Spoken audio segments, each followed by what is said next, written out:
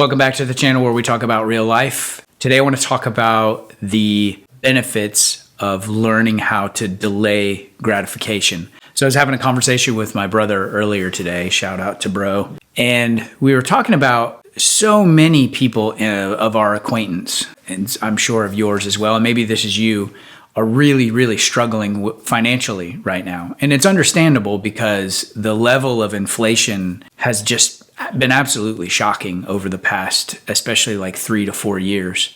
And it just seems to be accelerating no matter what the talking heads in the media are telling us, or the politicians who are bloviating typically whatever their pet lie is at the time. It's kind of like a gaslighting exercise to make you not believe your own eyes, which is a feature of our entire system, really. But we were talking about how there are so many people that we know, so many people that we see, and I follow a lot of other personal finance content creators as well. And there's this massive problem in our society of not being able to delay gratification. One of the things that I love about being in the Bitcoin space and reading books like Saifedean Ammous's The Bitcoin Standard is talking about, economics, talking about monetary inflation, which is a critical thing to understand in order for you to understand, why, a year and a half ago when I was buying a pound of grass-fed ground beef at Aldi, why was that under $3, maybe in the $3 to $4 range? It's $3 to $4 range if memory serves,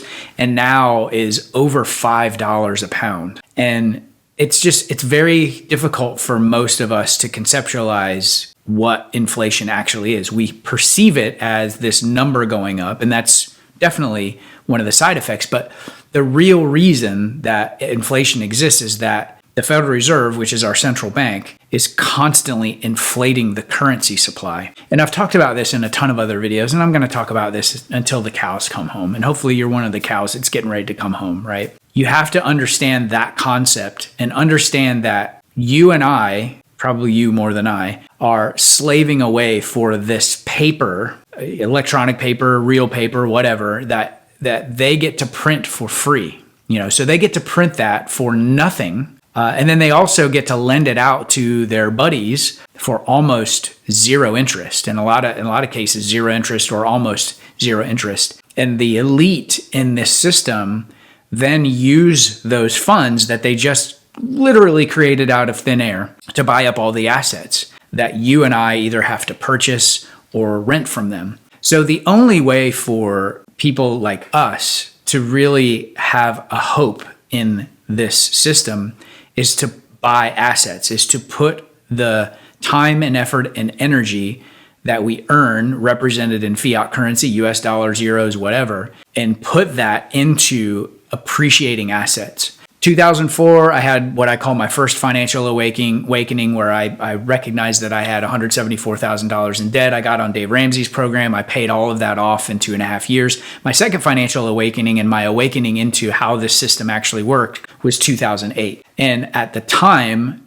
the only thing that I could see were really two options. One, learning how to become an investor so that you can outrun the monetary inflation, which Saifedean Ammous purports in his book, and I believe the statistic that they inflate the currency supply every year between 7 and 15%. So that means that every year, let's say you have $100,000, in the bank. I wouldn't recommend that, by the way. Let's say you have $100,000 in the bank. That $100,000 is going to buy somewhere between $93,000 and maybe $85,000 worth of goods next year. So your purchasing power is constantly being watered down. So what I learned in the 2008 crisis is that I either have to invest in traditional assets and get to at least 7% just to break even, 15, 25, 30% really to start, actually making money. The other thing was that really taught me the value of hard assets. So hard assets like gold and silver. That is until Bitcoin came along. And when Bitcoin came along, I was watching Max Kaiser and Stacy Herbert. They used to be on RT. It's way back in the day, and they were the first people that I started hearing about Bitcoin from. Now, I sat on my hands for a few years hearing about it, kind of watched it go up, watched it go down. 2013, I kind of dipped my toe into it. I got scared. I got spooked out. Much later, I got back into Bitcoin. And it's not about, number go up. It's not about, necessarily building wealth in Bitcoin, although you can do that. I think it's just really good to learn and understand the protocol, learn and understand the monetary attributes of Bitcoin, so that as you are slaving away, maybe you're an Uber driver, maybe you have a corporate job, maybe you're working at Aldi or some kind of retail job, that you can start to get your finances in order and start peeling off a little bit of your savings. First of all, you got to save. Like, so many people are not even doing that. They're not saving money. They're spending everything that they earn. I used to be one of them, so I'm not casting stones at anybody. But you have to get yourself into a posture where you have control over your money. And so one of the things that I've been teaching for years, very similar to Dave Ramsey, is getting your finances organized. So you're making a list of all your income, your bills, expenses, and debts, plugging those into what's called a zero-based budget, and then learning how to track expenses. So literally every time you go to the grocery store, the gas station, Walmart, whatever, every single penny that you're spending, that you're tracking. So that starts to create these micro disciplines, these micro habits. And all of a sudden, once you start paying attention to those numbers and you start there's an amazing process that happens in your mind. You start to kind of gamify stuff, and you start to say, okay, well, if I can just not do this, if I can save this money instead of spending this money, if I can not go into more debt, there's just this thing that, this switch that flips in your brain. And then beyond that, starting to peel off some of those savings and put those into Bitcoin.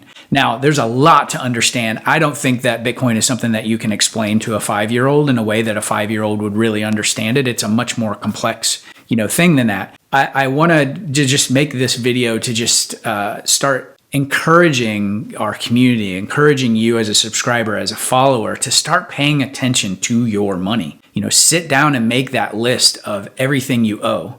Start putting that in a budget, a zero-based budget. There are tons of budgeting forms, budgeting software programs out there. You can start doing it now. You can start doing it today. And then also track those expenses, so that once we can get you to a place where you're like, hey, look, man, like I know what's coming in. I know what's going out. I've started, putting some money aside. Now I know how to go get into Bitcoin. I know how to self-custody it, because that's a piece of that.